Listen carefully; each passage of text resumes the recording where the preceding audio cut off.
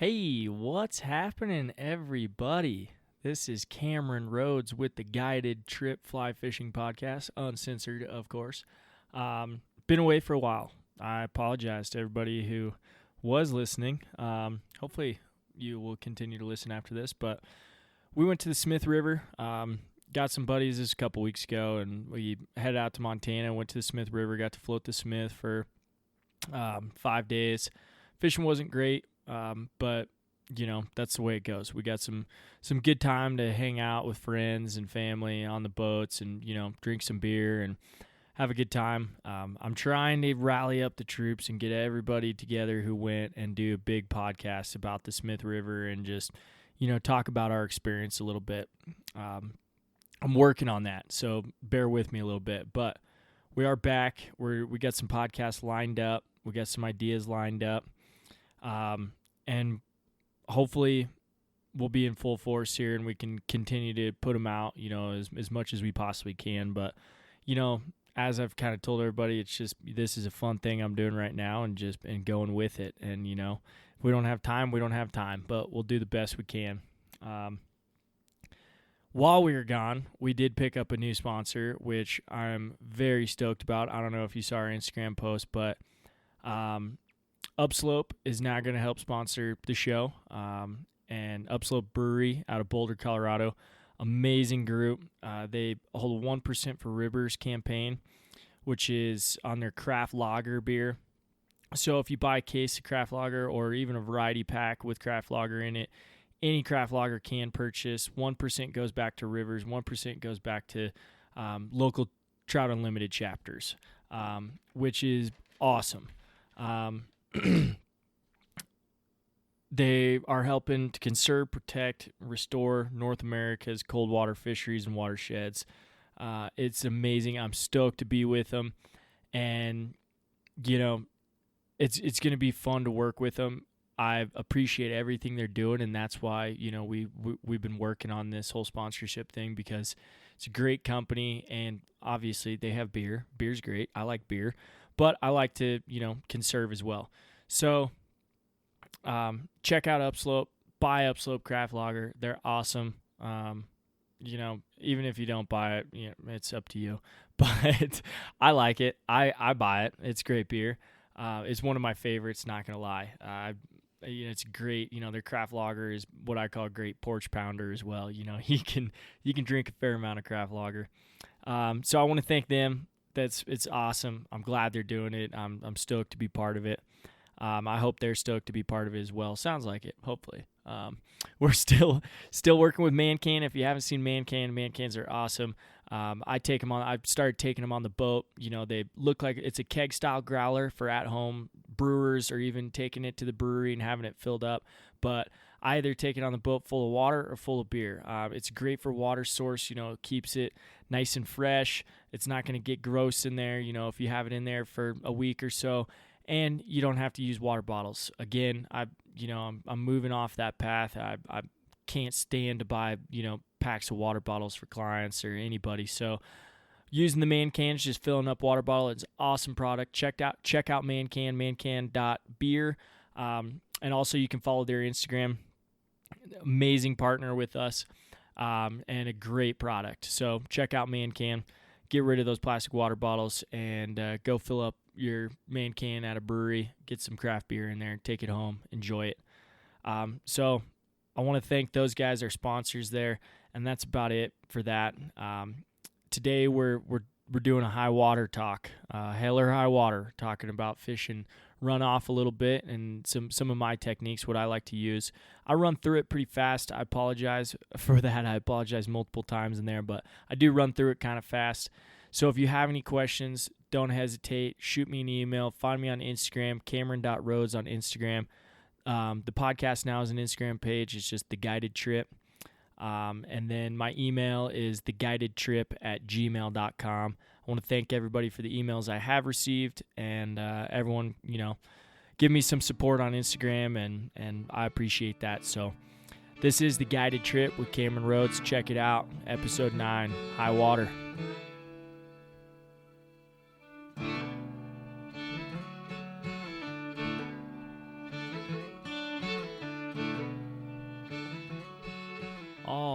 Alrighty, here we go.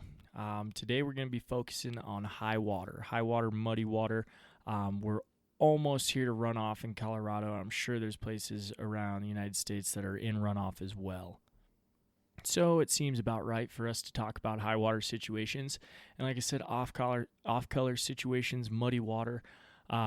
Here in Colorado, I'm not sure where most people are listening from, but here in Colorado, we don't have big water year this year.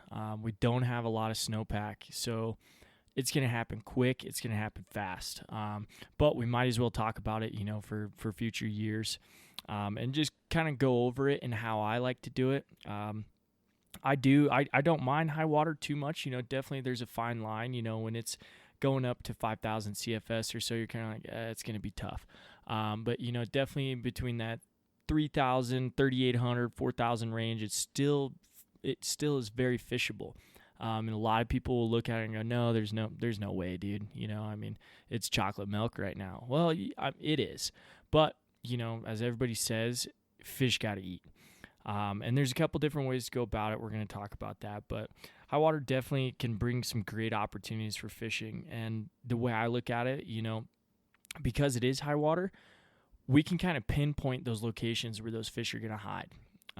Obviously, they're going to be in slack water, a little bit slower water, along the seams, definitely in eddies, and along the banks. They're going to be holding tight because they're looking for that clarity, and they feel more confident with that off-color water for sure. And when that higher water comes up, they still need to be able to eat. They need to put themselves in situations to eat. So we can kind of look at those areas, that are still fishy and go, okay, I know exactly where these fish have to be. They're not necessarily going to be in the middle of the run in the fastest water you can find, where you might find them at 500 CFS. Obviously, that should make sense to most people. So we can kind of target areas and do it a little bit easier than most people think.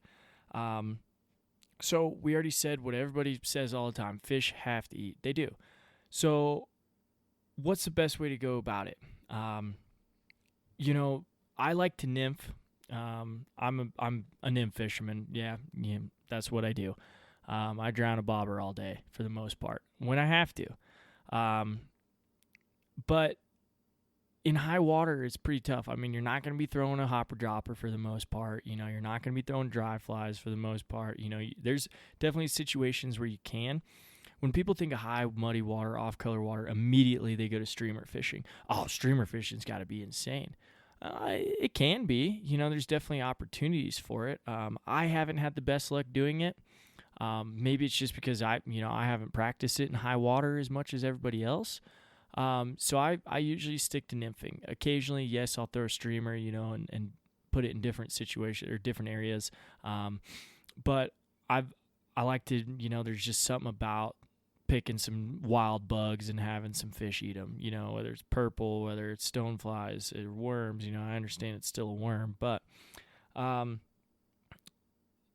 there's going to be lots of bugs in the water. So nymphing is definitely a good bet. With all that water moving down, it's obviously going to push a ton of bugs.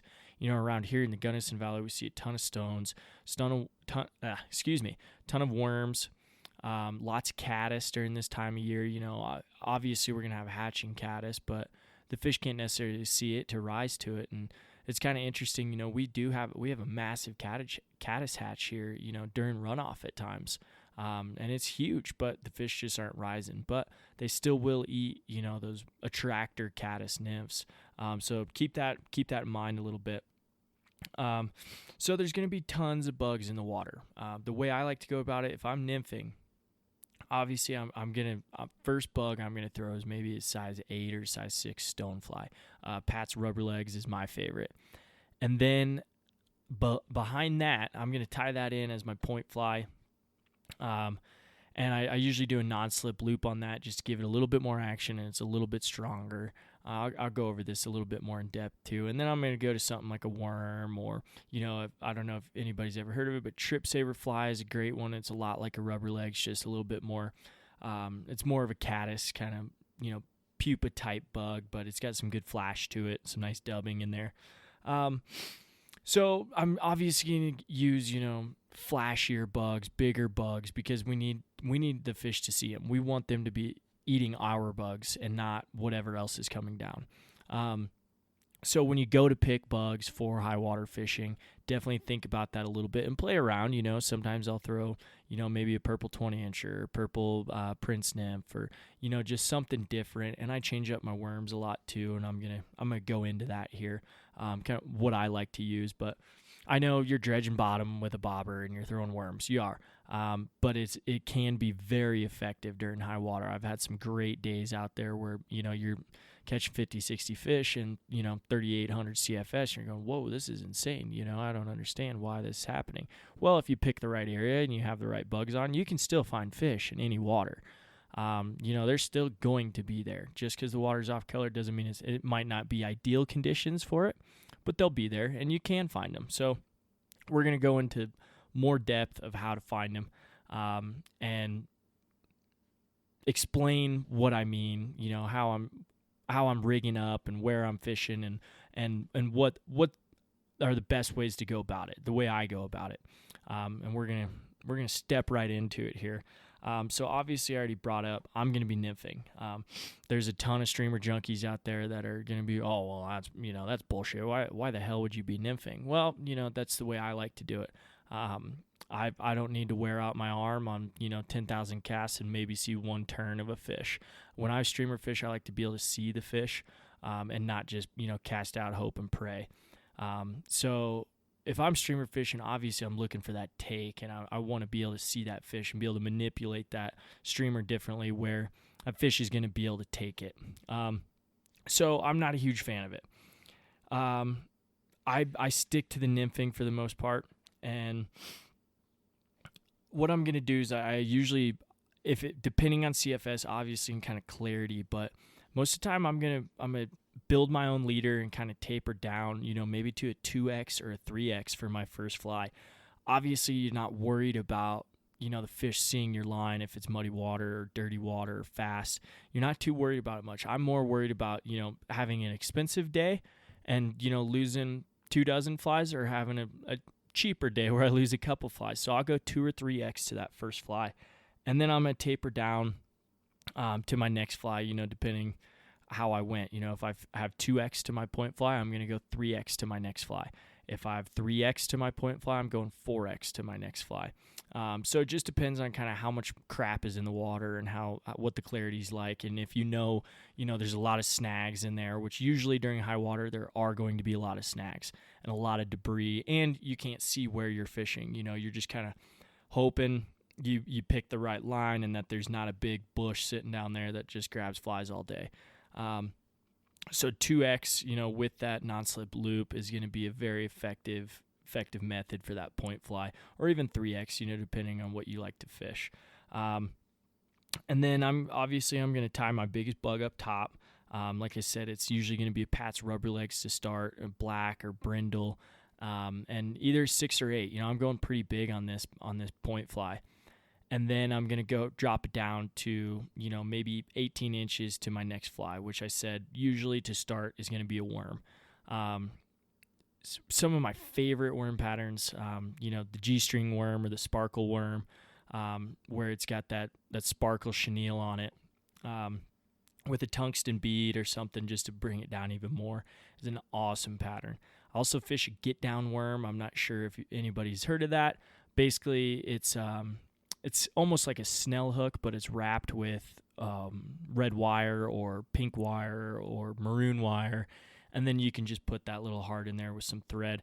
I believe Umpqua used to sell them. I'm not sure anymore. I haven't really looked too much into it, but I just tie my own, and you can buy different hooks. And if you guys have a question about it, well, feel free to email me or look up, Umpqua get down worm. I think they're still making it, but you can kind of get the hook style, and then you can go from there. And I tie those in a couple different ways. I'll do them with thread, or I'll do them with that wire, and that's where that get down comes in. It helps it drop just a little bit more. It's pretty aerodynamic and slices through the water, and that's why they call it that get down worm. It just drops to the bottom immediately. And that's a great bet for your, it can even be a point fly depending on how big you're going. And I've seen some pretty big get down hooks out there that they still work and they catch fish. Just be careful about the ethical side of it. If you're ripping faces off, that's the tough part about those get down worms. Those hooks are completely different. And so I've kind of tied them in different ways where I'll pinch the barb and maybe tie a little trailer hitch on the end with some monofilament, and that way I can tie to that. And I'm trying to cut down that impact of hurting those fish or, ripping them up too much. So definitely think about that when you look into the get down worm. It's a raunchy fly for sure, but it does do work. And then I'm going to go to weights, and I usually like to start with, maybe 2 ABs about same distance, about 18 inches above that first fly. I'll start 2 ABs and go from there and kind of decide. It's going to be a heavy rig, and we're going to go over that here in a minute, but it'll definitely be a heavy rig. You're looking to get down, as quick as you can and put it, and you have real turbulent water, so you want to get that nymph rig down as quick as you possibly can. So that's why it's going to be so heavy. And it can be tough to fish at time. You might have to take a little bit of weight off or adjust those flies a little bit, maybe adjust that point fly if it's too heavy, or maybe tie them without as much lead, or, however you tie them without as much weight in there. And just play with it. It definitely takes a minute because it can be pretty heavy to throw. So play with that weight, figure it out a little bit. Indicator is, this is a strange world that when we get into talking about indicators, yes, I understand it's a bobber. But I'm still going to call it an indicator. That's just how I talk. But I like to use a large thingamabobber. And I know that sounds weird, or people are going, oh man, he throws a beach ball, and I get that all the time. I get shit from everybody. I get shit from guides. I get shit from clients. I get shit from buddies. It doesn't matter. But when I explain to you why I use the large indicator and how I fish it, and maybe even seeing me fish it at times, people understand and they get it. And I actually learned this from a buddy of mine too, where it's like, when you have this high turbulent water, why go to a smaller indicator? Because what's going to happen is that turbulent water can pull down that, that medium indicator, that medium thingamabobber pretty fast. And, you're setting the hook a lot, going, oh, I don't know, it just keeps going under, it just keeps pulling under, especially with a heavier rig. It's going to pull it under a lot, and you're going to get a lot of false hits. You're going to be setting the hook a lot. And I don't think you have as much control over those flies. And that kind of depends on CFS as well, and that's cubic feet per second, the flow of the river. It'll definitely depend on that. I know there's a fine line. It's hard for me to just put it on paper or put in words for you to go, hey, yeah, this is the exact time to switch from a large to a medium. I can't tell you that. That's just one of those things where you're going to have to experiment a little bit with it, how you like to throw it. And definitely, by any means, if you want to throw the medium indicator all day, go for it. No, not a problem. I'm not going to sit there and go, what the hell are these guys doing? They're not listening. That's not the point of this. The point of this is just to tell you how I like to do it, and give you a little bit of an idea about it. So I throw that big indicator, or the large thingamabobber, and it helps. It's easier casting with that big rig, and you can see the indicator, and when it's going to go down. You have some confidence in it. You can go, oh, I know that's either, I know that's not current pulling it down. That's either bottom, or that's a stick, or it's a fish. You're going to have confidence every time that larger indicator goes down. Something's going on down there. It's not just current. It's not just a weird eddy. It's not just a weird swirl, or, it's going to be something. So keep that in mind. And, I know people are against it. Like I said, I get shit all the time for it. Oh, throwing a beach ball again. Yep, sure am. But, it works. It works for me. It doesn't have to work for everybody, but it works for me. So that's why I like using it. And I've turned a lot of people onto that larger indicator style where it's like, hey, why not? Especially at times too, where it's like, why throw white? Why throw a white indicator? It's muddy. Water's muddy. Throw pink. Throw orange. Throw something you can see. Don't sit there and go, well, I can't see it. The sun caught it. I don't know where it's at. Don't throw white. What are you doing? Throw something that you can see. There's no point in doing it if you can't see it. It's a lot with, like dry fly fishing as well. If people can't see it, what's the point? There's no point. So keep that in mind. It's kind of common sense in my head. Why the hell wouldn't you want a larger indicator, especially during high water? It's I don't know. What the hell do I know? Um, but that's what I like to do. So I'm going to pick that larger indicator. And I'm going to adjust it. I have an idea in my head. It's one of those things too where, like I said, I can't put it quite on paper and I can't put it quite in words. But I have it in my head, how deep I want to go. And I, depending on the weight, I might go, 6 to 7 feet, to my first fly or something like that with that large indicator, and just kind of see how that casts for me. If it's a client or, somebody who hasn't fished that much, then I'll change it up for them, definitely, and throw less weight and start there and put them in a different situation. But I know how I can fish. And so I'll work on it a little bit, but I go, okay, I can cast this, or no, there's no way I can cast this. If you have a 6 weight, that's a great option for this rig as well. 5 weight, you can do it. It's cutting it close. I do have a 10-foot 5 weight that I like to fish during high water, and it helps cast a lot. It can throw. It's just a little bit stiffer. It has a little bit more backbone on it. You can throw those heavier bugs and throw those heavier rigs and a little bit further and get out there with that extra foot of rod. So think about that a little bit. Obviously I'm not going to say like, oh yeah, rig this up on your 5 weight, and then you snap your 5 weight and you're going, Cameron, what the hell, dude? You told me to rig it up on your 5 weight or on my 5 weight. So be warned. It's definitely a heavy rig. Practice some good mechanics with that rig. Take it nice and easy, nice and slow to start. I tell a lot of people with nymph rigs, exaggerate your casts a little bit. It's not quite that, we're not coming all the way back and making a big pause and doing a big overhand cast. If I'm doing that overhand cast, I almost windmill that overhand cast, and exaggerate it a lot. And it's one fluid motion.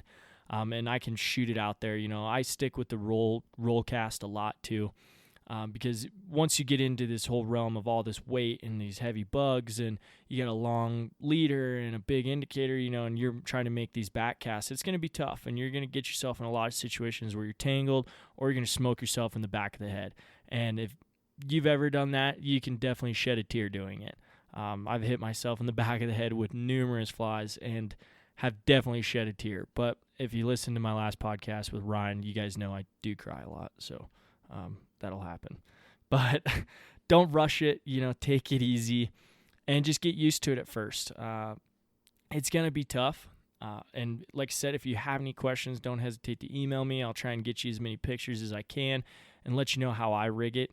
I like doing it this way. I do think it is a very effective way to go about it. And like I said, I've had some great days during high water. Obviously, I do know the water around here a little bit more than other places just because I'm out here every day fishing. But, that comes with a little bit of time. But the way that I fish this, it works. It works pretty well for high water. And I've had days where it's like, yeah, you blow them up. And it's amazing.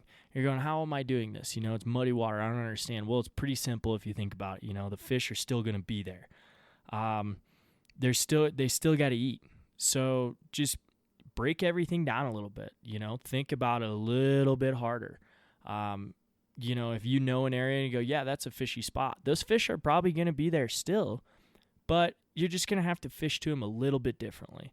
So think about it, break everything down just a little bit more. And like I said earlier, I'm going to focus on fishing slack water, big seams, where seams are coming into the bank, or eddy lines, and just even along those banks at times. I'll fish real tight to the bank. And what I like to do, because this water can be so turbulent and tough to fish, I high stake a lot. I do a lot of high staking. That's where I was saying that 10-foot 5 comes in handy. But you can do it, with a 9-foot 5 or a 9-foot 6. But I do a lot of high sticking and just keeping that line up off the water, because what will happen is, obviously that turbulent water is going to pull that fly line down, and it's going to end up pulling your indicator down, and then you're going to be getting those false hits, and you're going to be going, I don't understand what's going on. So high sticking helps a lot. And then the next thing I like to do, I talked about it, I believe in my winter nymphing podcast. I talked about it some, but I do a lot of tight line nymphing during this time. What this does is, again, because that water's turbulent, and what I mean by tight line nymphing is I'm obviously going to be high sticking it a little bit, and I'm going to be pulling those flies just a tad. I'm keeping that indicator below my flies, downstream of my flies. No matter if I'm fishing an eddy or a back eddy or something like that, it's always going to be downstream of my flies, and which way the water is going. And I'm going to pull that indicator a little bit and keep those flies. I can feel those flies. Sometimes I can even feel them bouncing on bottom. It's a lot like, Euro nymphing or whatever, but I'm just tight lining it and just pulling those flies along. I'm not really focusing too much on my presentation and looking for that drag-free natural drift, because this water's muddy. They're looking for anything coming by. If they see a bug coming by, and they're not focused on it. They don't know what the current should be doing at that certain point in time and go, whoa, that looks weird, man. I'm not going to eat that. No, they're still going to eat it. Obviously, if you're just ripping it by them, they're probably not going to eat it. But I just barely, slowly pull it along and just keep those flies in check. And that'll help you too with hooking up on bottom, setting the hook too hard on sticks or rocks or stumps or, anything like that, because you can kind of feel those flies just tat and pull them. And every now and then I'll just pull it a little bit harder, and what it'll do is it'll pick those flies up from the bottom and keep them just barely off the bottom. Every time I think they're going to be on bottom, I pick it up and pull it just a little bit more. And that just pulls them off the bottom, so I'm not constantly hooking up. I'm not constantly hooking my flies, like I said, on rocks, stumps, sticks, or anything like that. Obviously, it's going to happen. But it helps to do that. That way, you don't have an expensive day. And those days, obviously, during these times, during high water, I've done a lot of trips, a lot of floating, a lot of fishing with buddies during high water. Most of the time, they're expensive days. You just got to kind of come to realize that you're going to lose flies. You can't see what's going on. So you're just, you're throwing flies a shot in the dark going, hey, hope nothing's there but a fish, hope there's not a big stump. So also that's why I fish that 2X and that 3X, sometimes a 4. And so work on, tight lining a little bit and just pulling it along. Like I said, you get just a little bit more feeling on those nymphs. All right, so I know I kind of flew through that, but like I said, feel free to email me a little bit, and if you have any questions, I tend to talk really fast too when I get into it and start kind of on a roll there, so I apologize for that. So I'm sure you're kind of thinking too, am I walking this? Am I walk weighting? Am I floating this? How am I fishing this? What am I doing? A lot of the times I do a lot more walking during high water. There's some reason to that. For one, there's going to be a lot more obstacles in the river during high water and a lot more debris coming down river. Because I own a raft, obviously I have to think about, my livelihood. I don't want to be popping a boat during April in high water or May in high water, I need to be able to get to the fishing season and be ready to go because I run mainly float trips during the summer. So I do a lot of walking.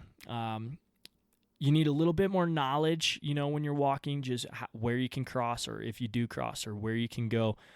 Depending on CFS, crossing is going to be tough. Life jacketing isn't a bad idea in certain situations. I have done it before in high water and canyon situations where, you pack up your stuff, in a dry bag and you put on your life jacket and you say, all right, I'm going swimming. I don't recommend it.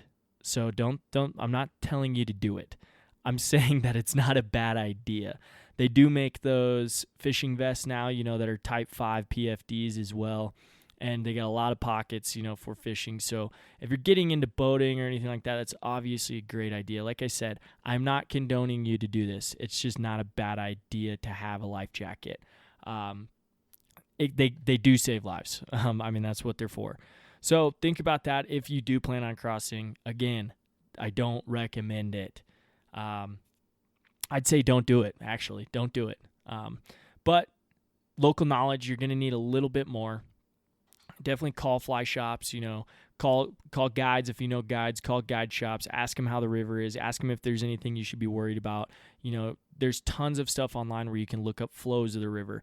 USGS has a great site where you can search the flows of the river, see how high it is, see how fast it's gone up or see if it's dropping. So try and gather as much knowledge as possible before going out. Like I said, because I know my area so well, I do know certain areas where I'm going to go and fish, and I know places that do hold water during high water and that are going to fish better than others. But that's just because I have some local knowledge about it. So if you're coming up here, again, don't hesitate. Email me. I'll set you up with some good areas. Obviously, I'm not going to give you all the secrets. You got to pay for that. But I do tons of walking. And so like I said, we're focusing on these slack water, on seams, on eddy lines along the banks. So search for places like that. As I said earlier too, if you know of fishy areas, you go, hey, this is usually a great hole. I fish it all the time. It's probably still going to have fish in it, but you're just going to have to fish it a little bit differently. So walk wading is a good bet, and you can spend a lot of time in one area, just kind of working certain seams and playing around and getting used to your rig and checking out different flies. So walking is probably one of the best options, depending on where you can go and what river you're fishing. That's kind of up to you, whether, how you want to take care of it. And then, as the water drops a little bit, I do get into more floating, and I do love floating during high water, but I use the boat more of just a mode of transportation. I'm going to use that boat just to get me from spot to spot that I can't walk wade, where I go, oh, I can't cross there. There's no way I can get to this hole. I'm going to use the boat for that. So I'm going to use the boat to motor down river, find the hole I'm looking for, anchor up or park the boat on a rock or on the bank, and then I'll kind of get out and fish it or fish it from the boat. I'm kind of stingy when it comes to the boat, so I like to stay in it and just set the boat up where I need to go. So use the boat as a mode of transportation. Obviously, again, make sure everything is going to be safe. Make sure you can clear certain bridges. Make sure the water's not too high where you can't get under the bridges. Ask about obstacles. Ask about debris. Ask about strainers. Ask about a strainer is basically a tree in the water that water goes through and humans don't. So call local fly shops. Call local rafting companies if you are going to float. Make sure you're going to be safe. With the influx of water, like I said, it's going to be an influx of debris and sticks and trees moving downstream. So I like to wait a little bit before I jump into the boat and go, hell yeah, here we go, time to float. I'll wait until I know that most of the runoff is kind of gone. And it's a quick float. With the water that high, it can be very quick floating. So like I said, I use the boat just as a mode of transportation. All right, I'm going to this hole.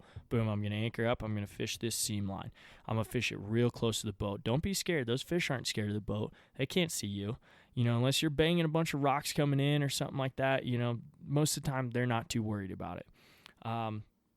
Same with that boat, always rig it to flip. We're going to talk about that in another podcast, but rig to flip, it's not a matter of if, it's a matter of when. So make sure everything's bat down, make sure everything's tied down. All your bags are intact, all your rods are intact on the boat, and they're not going anywhere. Because high water, if you do get in a sticky situation, you do flip a boat and lose all your gear, you're going to be a lot more bummed. So we'll talk about that in another podcast, but use that boat.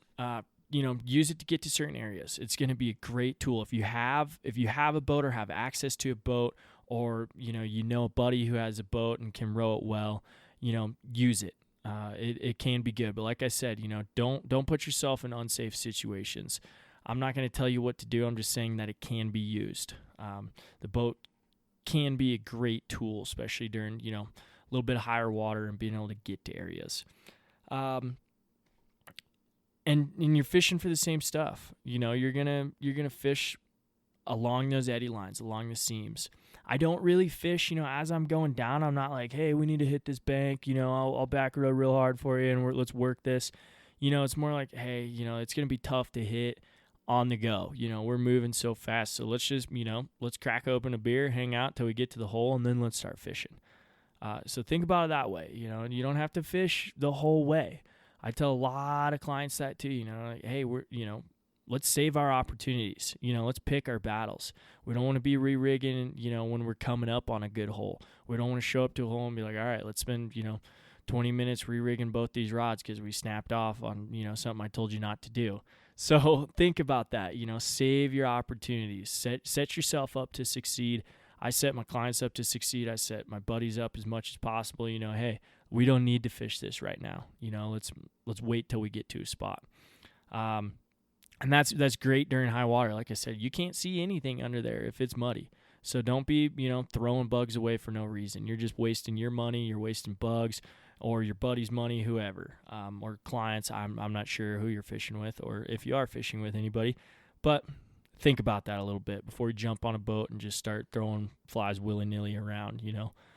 They can get expensive, and it does add up. If you have disposable income, do whatever the fuck you want. I don't care. I don't, so I can't do that.